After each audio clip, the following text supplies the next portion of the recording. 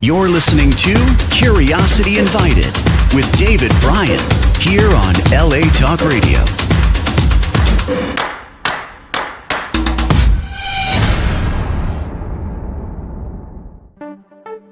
Hello, my name is David Bryan, and this is Curiosity Invited, a podcast inspired by endless curiosity. Tune in for an open-minded conversation about interesting and important things. Hello there. Welcome to Curiosity Invited. I'm David Bryan, and today I'll be speaking with George Nickel. George Nickel, I've just recently met. He is running for city council for West Hollywood, and although you would be correct if you think of West Hollywood as part of Los Angeles County, it is indeed part of Los Angeles County, but it is a separate city. It is not part of the Los Angeles City. So it's a separate city, its own city council, its own mayor, and it sounds like an interesting situation where progressive thought and progressive forces are bumping into each other in not so friendly ways. Pretty nasty, actually, at times. It was an interesting conversation, and I hope you enjoy it. Welcome to Curiosity Invited. My name's David Bryan, and today I have the pleasure of speaking with George Nickel, a fellow I've actually only spoken to once before. And why am I speaking to George Nickel? Well, he seems like a nice guy, but that's not why. George is running for city council in West Hollywood, and for people, and there are probably a bunch of them who have no idea about West Hollywood, it is not Los Angeles, the city of it is in Los Angeles County, but it is not the city of Los Angeles. Could you say a word or two about, when it became a separate city, and what's the structure of the government, and why the hell are you running for city council? Thank you so much for having me on. And it's funny that people do ask, why are you running for city council? The subtext is always, why the hell would you do that? West Hollywood is actually getting ready to celebrate its 40th anniversary as its own city. So we were an unincorporated part of LA County, and we got cityhood at this 40 years ago. That's when we became a city in 1984. And I was 10 years old. I was living on the other side of the country, and I remember when it happened. And our city was founded on two things: rent control, affordable housing, and LGBTQ rights. Mm-hmm. So Jewish women and gay men come together and say, we need better rents and we need freedom. So that's what founded our city. And wait, so tell me, so why did a 10-year-old pay attention to a city 3,000 miles away? Well, because as a 10-year-old, you already know you're gay. And the other real reason is because my mother's sister that she loved very much, Marge, her older sister, who had died years before that, they were extremely close. And Mom's sister, Marge, was a very loud, out, vocal lesbian, even in small town, and my mother went to live with her in DC for a while after she graduated from high school in 1957. So she had all of these adventures and loved her city and knew my community extremely well. So I was very lucky that I never had to come out. I was just that was wonderful. And when the city was founded, of course, it made international. Was the first city that had a majority LGBTQ council. And there was a mayor. And we were watching the nightly news, and it was on, I believe it was NBC Nightly News. And my mother she just said, if Marge could have lived to see this, it really hit her. And mm-hmm. I took note. Of course I took note. Mm-hmm. And tell me, so that sort of points in the direction of a question. So first of all, is there data right now? I mean, that the percentage of the population of West Hollywood that is LGBTQ plus. Excuse me if I've left something out, but is there a statistic for what percentage of the population is gay or gay, lesbian, Yeah, etc.? Sorry. Yeah, it's all on the city website, weho.org. All of the statistics are there. It's not a majority, but still a high portion of of all of our community. As my husband never says, "Oh, they're gay or they're trans or they're lesbian." He always says they're family.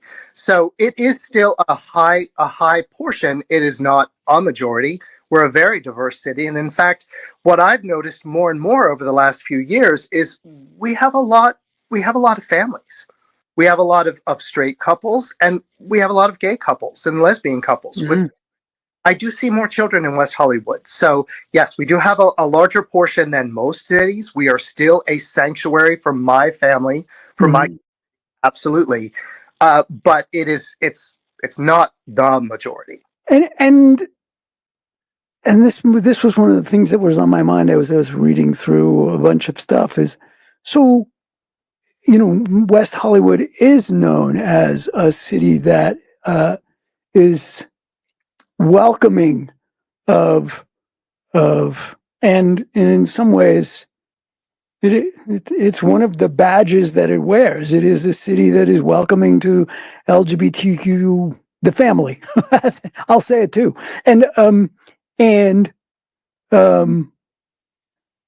So here's I don't know how to say it actually.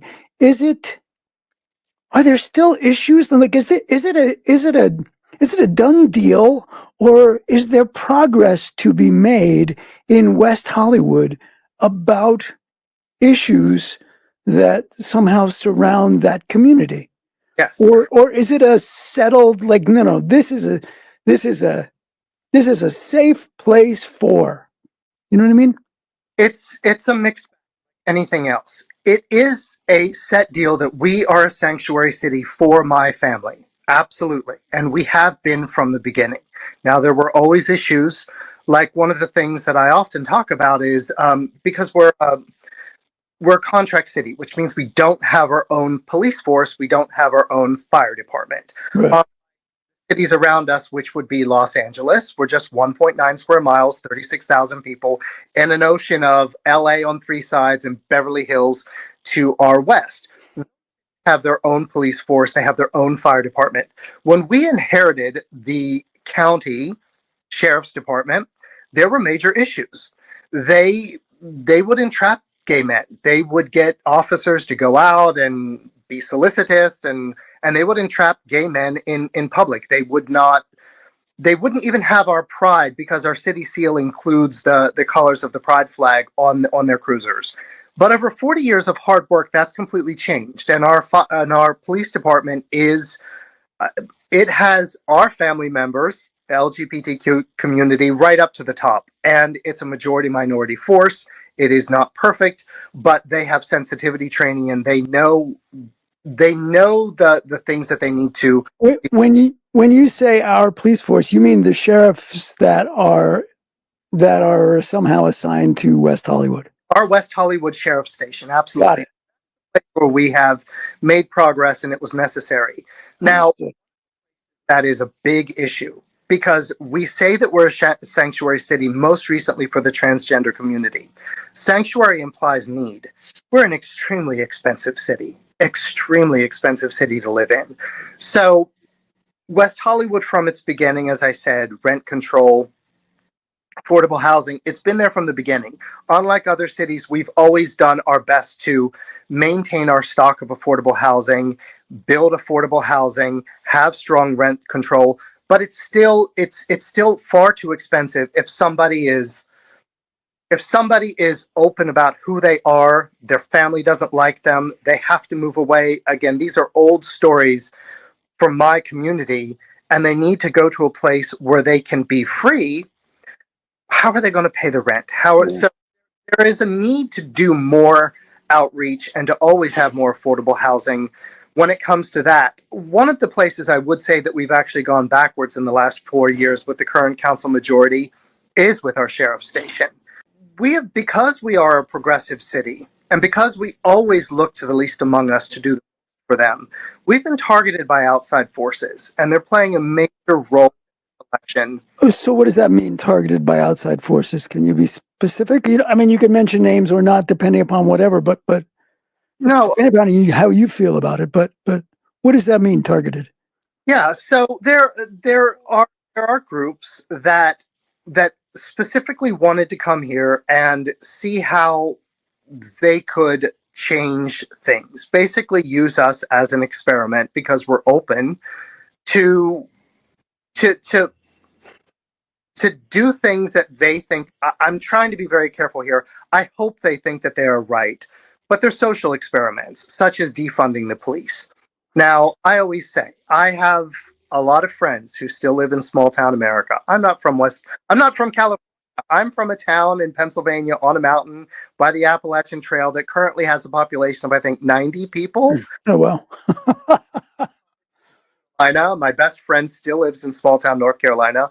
When they call the police as a gay man or a person of color, they want our sheriffs to show up. They don't want their sheriffs to show up. So you have these groups. There was a think tank in New York. I honestly can't remember their name right now.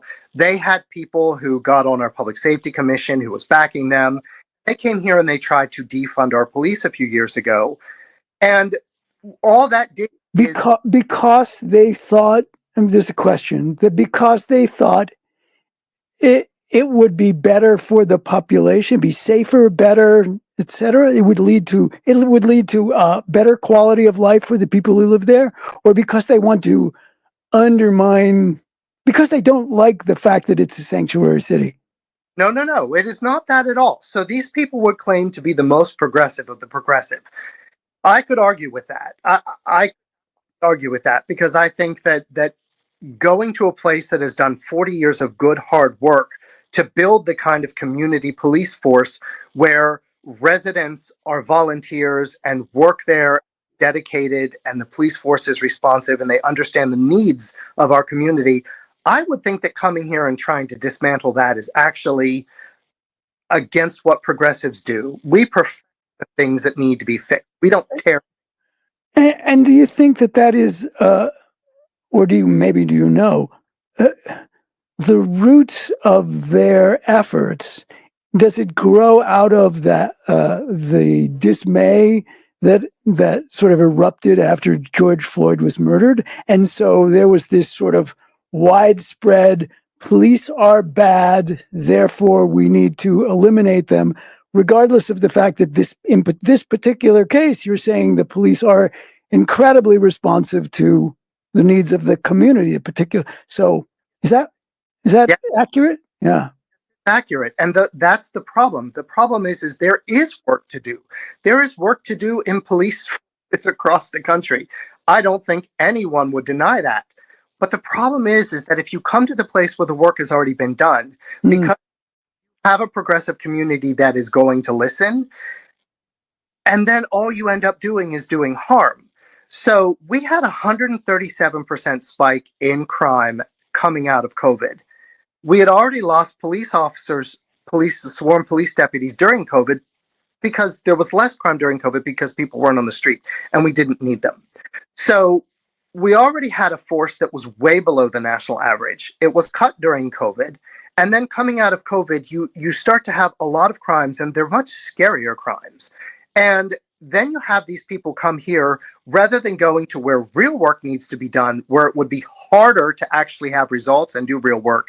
And they come here and they fudge the numbers on how much officers are being paid. They aren't honest about the way we pay officers, which goes down to minutes because it's a complicated thing. It's a standard contract for all contract cities in the county, which the payment of an officer includes everything down to the sticky notes used in the station. Like we don't own the station. It's a county station. We basically pay for all of it. It's a package deal. So they pointed and they said these officers are being paid far too much, and then they actually moved forward because they're including all sorts of other things in addition to the pay that actually goes into the pockets of the officers. And the pay that goes into the pockets of the officers is a good, generous pay. What they ended up doing is they did end up, the person that I'm running against, the current mayor, did end up voting to cut 2 of our officers. And he'll often say, well, I added officers. Well, he only added officers because right after that, we started getting armed street robberies even worse. There was people coming out of one of our very nice restaurants in town that's been here for decades. They were armed. They were robbed by 3 people. 2 of them had pistols. They pistol whipped them. They pistol whipped and robbed the valet. And the main guy had a semi-automatic machine gun on the streets of West Hollywood, right off of Santa Monica Boulevard. So there were a number of incidents like this. They continue, and we had to get 2 officers back.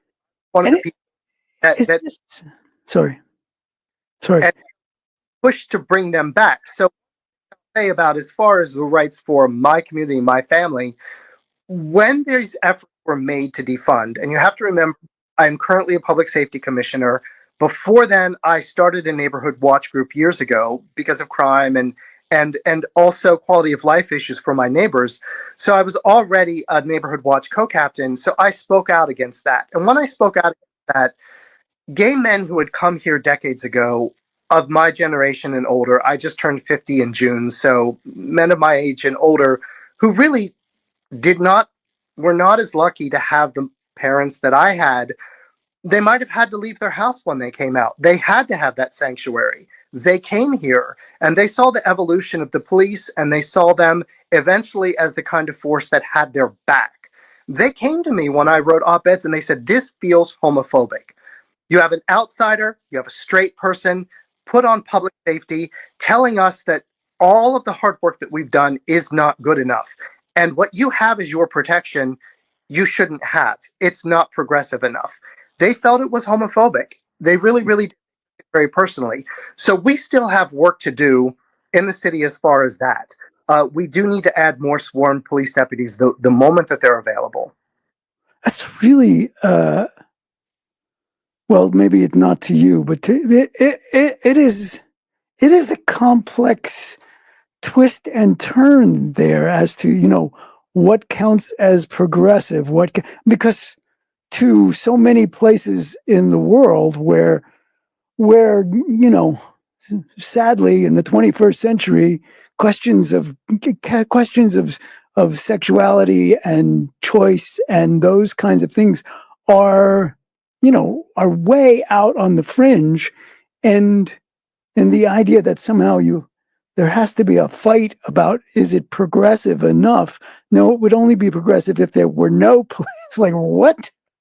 I mean, it's a little wacky. And really, really bothers me is that it gives progressivism, a bad name. Yeah. I have spoken to people in West Hollywood who want to buy guns. We don't need civilians owning guns. They have every right to do it, but they should not feel the need. And these are people who are liberals, lifelong Democrats, myself. And it gives a bad name. I always say the very worst thing that you can do is to ruin a good idea is to implement it badly or to force it on people. Yeah, I am one of those. Well, I think from the outside, I think everybody who knows me thinks of me as a liberal or left leaning, or some people think I'm way left. But I am. I've had several situations in my life where, were it not for the presence of guns, I'm not sure I would be here. So I don't have that. I don't have that sort of like guns owned by responsible people are necessarily a bad thing. That said, I think it would be insane to have to replace, responsible, highly trained, highly practiced police officers with episodically hobbyist gun owners. I mean, nutty. Yeah, and let me be very clear that this is just residents out of fear thinking. Yeah.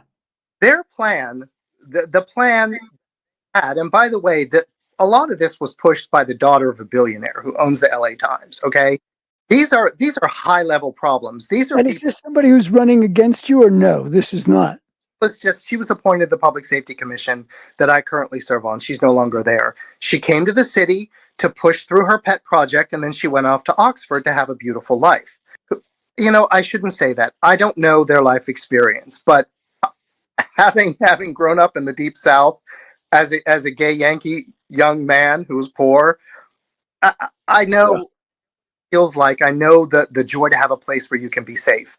But their plan was to take the money from sworn police officers and put that money into unarmed security people that would walk around the streets, and to people that have um, training to deal with people who are mentally. So listen, the problem with that is I don't even see where we're at now, 2 years into it, with the expanded, it was called a care team that was supposed to deal with mentally ill people on the streets. Hmm. Let one slip through recently because we're assuming a mentally ill, probably homeless person almost beat to death yet another valet a few weeks ago at a very well-known restaurant, attacked several other people, as last I heard is still on the loose. Hmm. Security ambassador that they hired, I call this the privatization of public safety. Good liberals are supposed to be against privatization.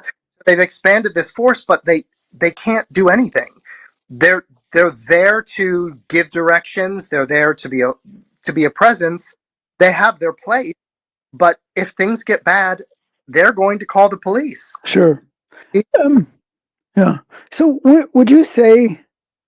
I know we started immediately focusing on this, but would you say that that is one of, or the most significant issue on the table in this current race for city council? Yes, public safety is the number one issue in West Hollywood. And again, I was beaten up a bit yesterday because the numbers. You don't mean that physically? We've been talking about that, right? Not physically, because I talk percentages, because those are how I get things. As a public safety commissioner, I receive the crime statistics every single month. The numbers are up. They fluctuate as far as where they're at. Overall numbers are down when it comes to crime in West Hollywood year over year. But that's when you include things like somebody stole my catalytic converter, somebody robbed my locker at the gym. Oh, by the way, somebody stuck a gun in my face and robbed me in the street. Right.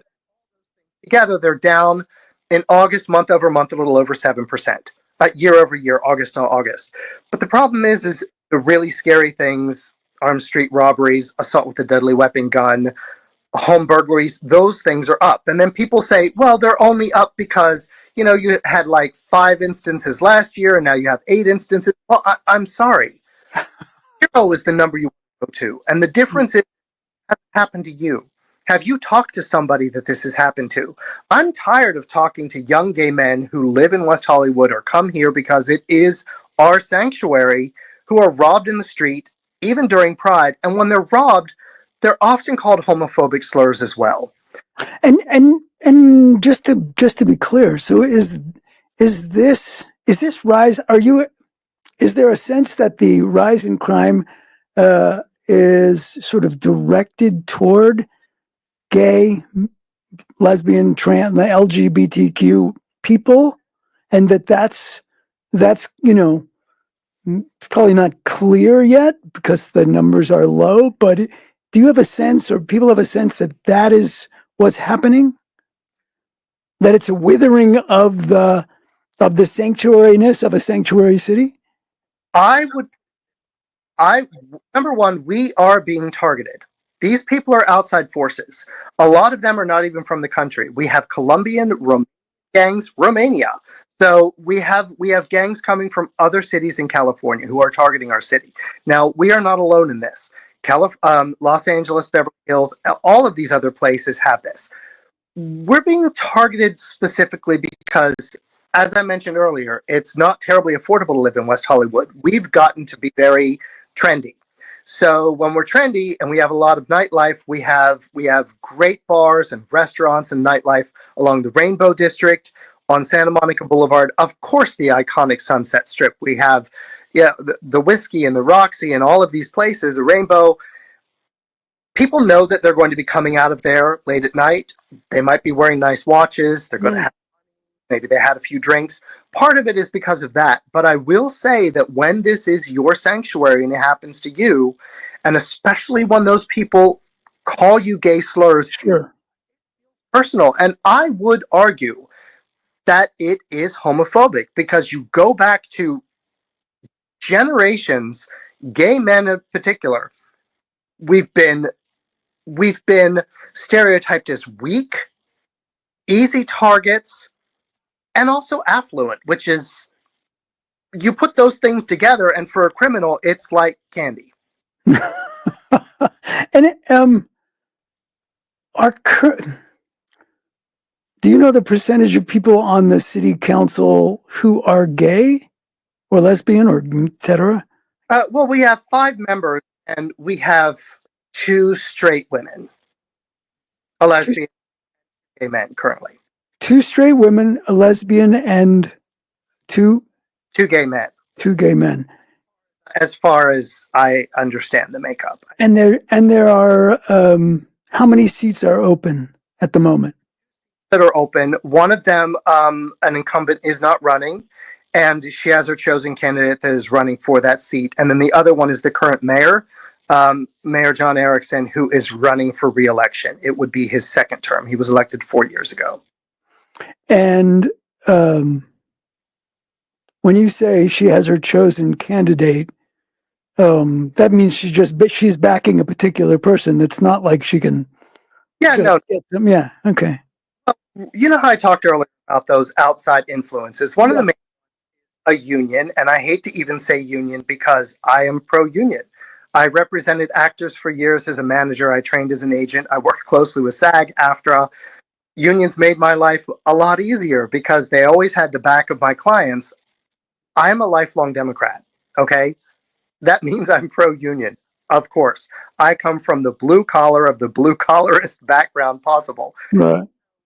I'm pro-union, but these people don't operate like a union. They move into cities. They try to take over city councils, which they did 4 years ago. 3 of the current 5 members are completely by this union. One of the members was basically moved here to run for city council. I think the first time she voted was for herself in the city. So the union is backing current mayor and then the guy that was put there to replace the incumbent who isn't running. And why does the union want? Why does the union want more power in the city council, more power in the city? Why? What do they want? What do they want to do that you're not doing? Well, they've already done it, and they want to continue it. So we have to go back to the fact that, as I say, we're a progressive city. So we're a good target for people that want to push things, even though it might be bad for progressivism, and it might be bad for the city.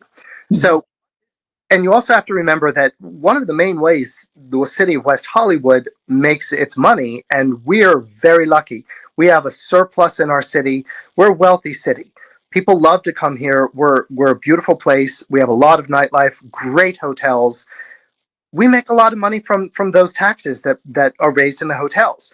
So there are a lot of workers in those hotels. So what the union did when they in Unite Here Local 11, they did not negotiate with the hotel workers. I mean, with the hotels. The hotels were willing to negotiate because they had backed the majority of council, and council were there. They basically just negotiated with council, and they pushed through this hotel ordinance, which is complicated and actually and very difficult for the hotels to operate. But what's more important, what has really harmed the city, is they pushed through a minimum wage ordinance. And I've seen the men and the women who own these local businesses. As I say, if you work beside the people that you hire, you're a mom and pop store. You have one location. It's a unique, interesting place that you can only find in West Hollywood that people come here for. It might have been around for decades. those people who own those places went before city council and they said, listen, people need a raise. Now I'm talking about, after COVID, inflation starting. I went to my boss and said I need a raise. Everyone did. They did not have a problem with raising the minimum wage. Not a problem. There were other things that this union pushed through, things like paid time off for part-time workers, which get really, really complicated for a mom and pop business. And yes, they were able to say that they had an exemption to it, and so they had a year to get ready. But still, the bottom line is they're paying 20% more to operate a business in West Hollywood than Beverly Hills. Half a mile, a few blocks across the border. We're competing with businesses right over there. We're competing with businesses in Los Angeles. Our wages are way higher, but all of the things that they have to do are far more complicated and cost them more to operate. So they pushed this through because they had control of council. The woman who is the incumbent, who is not thankfully running for re-election, she sat up there and she looked at these mom and pop store owners and she said, I am unwilling to negotiate. And that was it. That was it. It was pushed through. So the union, they know that I'm favored to win one of these two seats. If I win one of these two seats, we have a new common sense majority. I have been endorsed by council member Lauren Meister and also by council member John Heilman. And John Heilman was a founder of this city. He was on the original council when it was founded 40 years ago. He hasn't been on ever since, right? Almost every. Wow. But there have been a few years here and there where he wasn't. No. So we would have a new common sense majority, and they know that we would have to relook at the paid time off portions of that. We have to be responsive to our local businesses. Our local businesses are closing. We've lost so many mom and pop stores. People go down the street and we have a bunch of empty storefronts. And are you saying that the workers and the business owners are both willing to sort of hash it out, but that the city council has sort of passed these, has sort of said, yes, this is fine. And I mean, is there a solution to this that is both responsive to the needs of the mom and pop store owners, and at the same time, you said it before, it's expensive to live in West Hollywood, and so people need a raise. And is it your sense that there's a solution that is somewhere in there? Yeah, there has to be a solution because we all have to work together. One of the things that was really damning is the city did, after this was implemented, the city did a survey of the workers themselves, and 22% said that they lost their jobs in West Hollywood because of the minimum wage ordinance as it was pushed through.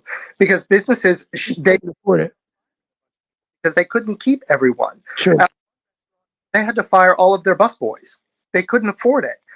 And then the city said very proudly, well, they obviously got jobs in the city again because we only surveyed people who actually work in the city.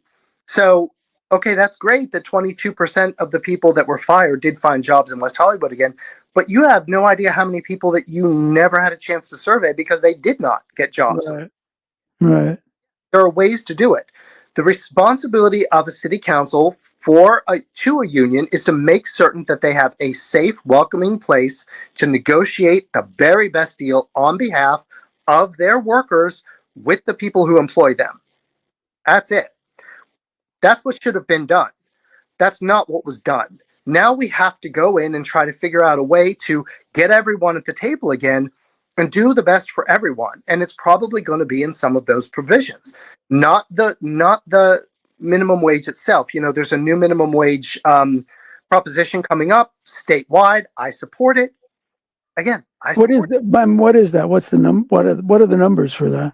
So it would go up to $18 an hour statewide. I mean, California is expensive. That's not a lot of money. It's very expensive. But West Hollywood would still be well above that, but it would start to balance it out a little bit so that we wouldn't be competing so much just across the border. I mean, an example is there's a little Thai restaurant that my husband and I go to in West Hollywood. There's a little Thai restaurant we go to just across the border.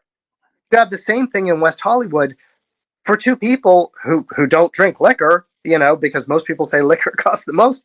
I mean, here it can easily be 75, $80 for people right across the border. It's still too much, but it can be 50.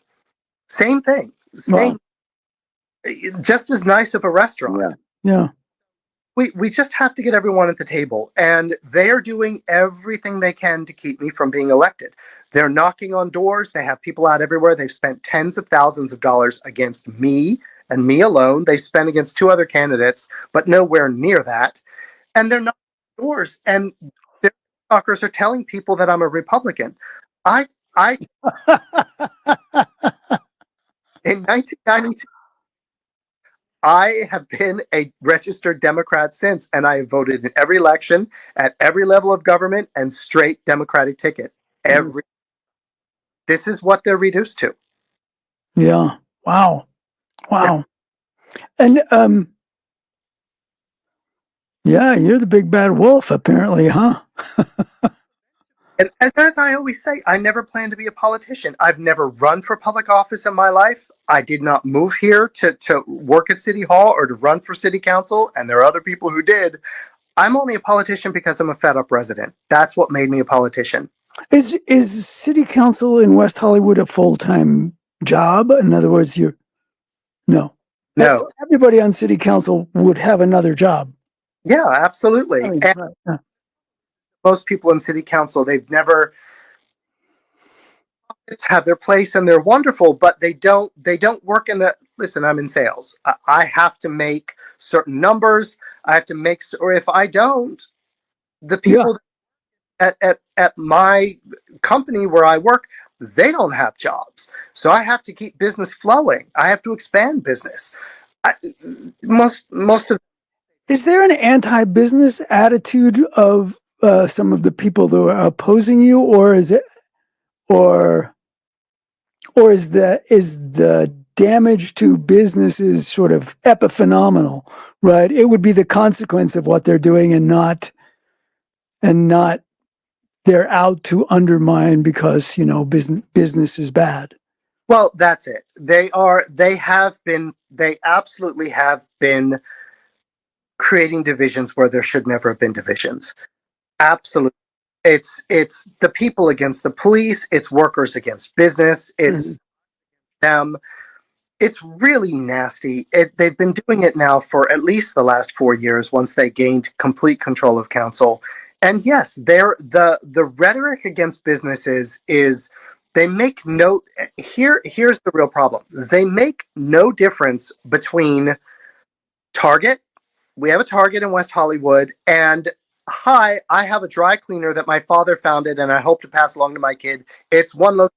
We've been here for 35 years. Right. They talk about all of these businesses as the way I always put it, because I love history. It's sort of like we have the robber barons and the Wobblies in West Hollywood. They truly talk in dialogue from 120 years ago. Yeah. It's crazy. And that's just not the way it works. And the other thing I would say is that all provisions, if they're putting them in, they should have tiered them. You have so many workers, then you pay this much. You have so many because not everyone can operate the same way. Sure. And what going to do is make us a city of big box stores because they're the only people who are going to be able to eventually afford it. And I don't know if you've ever seen. There's a documentary called Walmart: The High Cost of Low Prices. Oh, absolutely. And that's often the consequence of those big box stores. Is then suddenly the small people can't compete, and now you've got a decimated. And that's is it the case? So you walk through Santa Monica now, and I lived there in the past, and it was thriving and phenomenal. And now it's a little terrifying to see the numbers of empty storefronts, closing business, clearance sales. Is that a phenomenon that's happening in West Hollywood, or no, or not yet? No, and I understand that they had. I don't know all the details about the people that served on their city council, but from what I have read, is they've been through this up and down like we had. That they had people pushing these things, defunding and everything else there as well. The city suffered for it. There have been serious crime issues that they've had. And in fact, within the last year or so, that Santa Monica City Council, I understand they have a very level-headed mayor now who often speaks about these issues in the way that's common sense to me. But they actually got rid of their block by block security forces, the people that were hired to sort of, as they claim, oh, we're going to cut the sworn deputies and we're going to have an unarmed response. So they had gone through that too. They had a spike in crime. They got rid of them completely. Now, I'm not advocating to get rid of ours, because here on the east side where I live, which is traditionally the most economically depressed, or the I always just say the least trendy. But years ago, when we first hired those forces, they would do bike patrols through our neighborhoods. They were responsive to, listen, I think that there's a homeless person in distress on the corner. Can you check on them? They were very good at things like this. But once they were held up as, we're going to get rid of these sworn police officers and we're replacing them with these unarmed people, they got a really bad rap, and they don't want it. They are not think they're police. They don't want to be police. Yeah, we're having a lot of the same problems in West Hollywood as Santa Monica has dealt with. I mean, you go to 3rd Street Promenade, it's not what it was 20 years ago. Oh my God. I mean, honestly, I really found it terrifying walking through 3rd Street Promenade. Sort of my last reference to it was when I was living there, which was 11 years ago and 12 years ago. And it was packed. It was thriving. It was festive, and you could practically hear the coins dropping from the sky. Commerce was big and vital, and there were places for people to go. And there, I mean, I couldn't believe the number of empty storefronts. I mean, it might have been 40%. I mean, as I was walking through, it was just like, what? And it was relatively empty. Mm-hmm. Not empty, but relatively empty. Yes. It was amazing, really. And if somebody were to come back to West Hollywood after, say, 10 years away, they would have a very similar reaction here. The Sunset Strip, the famed, amazing, legendary Sunset Strip, is dead. Really? It's dead. We have got to do all that we can. And the other thing, as I say, is, having been in business for years myself, when you're starting it's not just a matter of keeping the businesses we have here, it's attracting new business. Sure. One of the main things that you need to be able to do when you're starting a new business is you have to be able to plan 1 year, 2 years in the future. It may be a while before you even start to make money. You have to be able to plan. Well, if you have a city council that is suddenly going to pull the rug out from under you, completely change the way you hire people and everything else, because an outside force suddenly decides that, oh, I put them in office and now this is what I want them to do, you can't attract new business because you have no. Yeah. If I'm the business person, I'm looking elsewhere. And you have forces that are beyond all of our control, like technology. Amazon has changed everything. Totally. So mortar stores, when they do survive, they're going to have stuff you can't find anywhere else. Now, the thing that makes that a little more difficult is a really unique store with handicrafts or whatever else, or something you can only find anywhere else. It's a hard proposition. And that's why I am in favor of the city doing something to create incubators. When you have these empty storefronts, it's hard for the people that own the buildings to take a risk on somebody that may not survive a year. It's expensive to hire somebody to rent those places when people repaint them and everything. But if the city were to say, listen, we're doing something, tax cuts, incentives, whatever, to back this small business because they presented to us, and it's a little risky, but it's a really cool idea, and it's come here for that. We've got to have outside of the box thinking. Yeah. And so, man, I'm watching the time, so we're close. But so do you have a list of? I don't need you to read a whole list or have one available, but are there things that are so high on your list that you get, it goes your way, you're elected, you're on city council? What do you start with? Yeah. So number one is public safety. Public safety. We have to implement the new technologies that I've been behind, and I always say I'm unfortunately behind them. I've read 1984. I don't want to be behind them, but things like drones, the drones as they would be used in our city are responsive. Say somebody calls and says, "Hey, there's a guy on my corner. It looks like he has a gun." Well, rather than sending the police in, the police have to protect themselves, and they have a very short amount of time that they need to respond when somebody has a weapon. Um, well, if you send a drone first and the drone is flying overhead and looks, they can tell what that guy has in his hand. You know, what if he has a pair of sunglasses and it looks like a gun from a distance to him? So things like that. We have to look at hiring more officers, more sworn deputies. There's a shortage in LA County. Recruitment is down again because of the defunding efforts. It's been made a less than Yeah. profession. One of the major things we haven't even gotten into are bike lanes.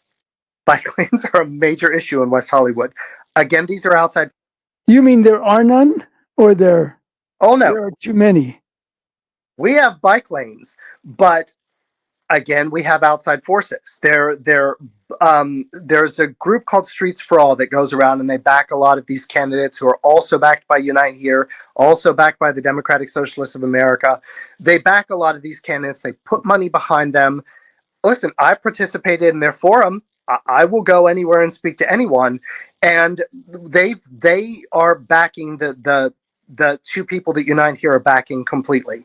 And what they want is one of our streets is Fountain. Fountain is a very well-known street in West Hollywood. People use it.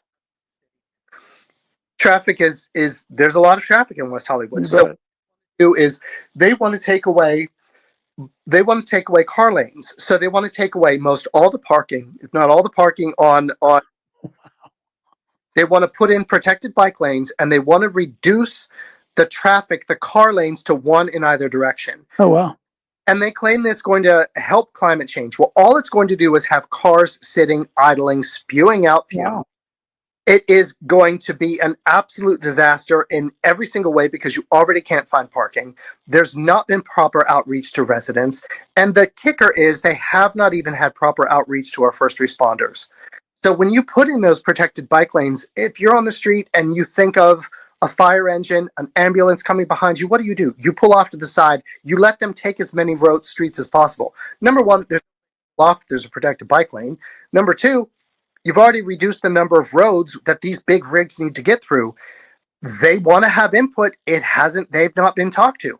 And the current mayor says that I'm running against, he always says, well, there are no plans yet. Well, there are plans enough to get an $8.2 million grant from the state to do this. And in the grant, it specifically says, we're taking away parking, we're putting in bike lanes, we have a start date, we have an end date. Those are plans enough. They don't want no's for an answer, so they don't talk to the people who don't want to do it. Mm-hmm. They have residents properly. They've not talked to our first responders. There's a little street by me where he voted to take away 56% of the parking without letting the people know, and his flippant answer was, well, they have to care and they have to understand the project. Well, no, you don't expect your city council to do things to you like that. Well, George, what else is there that you want to say before we sign off? Well, there's a lot to do, and residents know it. There was actually a poll very recently that the city conducted as part of a tax measure that's not worth going into. But I could tell that they had done a right track, wrong track question in that poll, but the city didn't release it. I actually had to do a public information request to get the answer to that. And the answer was only 33% of residents feel the city's going in the right direction. 48% feel it's going in the wrong direction. Those are abysmal numbers for incumbents. And that's what 4 years of them being in control, that's what it's gotten us. This is a change election. People are tired of divisions. They just want local government to work efficiently and with common sense and to get us back on track. That's it. We have to help our homeless population that we already spend millions of dollars on, but not effectively. We absolutely have to make our streets safer. I can't guarantee that nothing bad will happen to you, but I can guarantee it will be my number one priority. And we just need to get moving forward. Yeah. Well, George Nickel, it's a pleasure. It's a pleasure getting to know you a bit. Good luck. And I know it's a race to the finish line, and you don't get to let up until you actually cross that line. So you need your energy and your rest. You're listening to Curiosity Invited with David Bryan here on LA Talk Radio.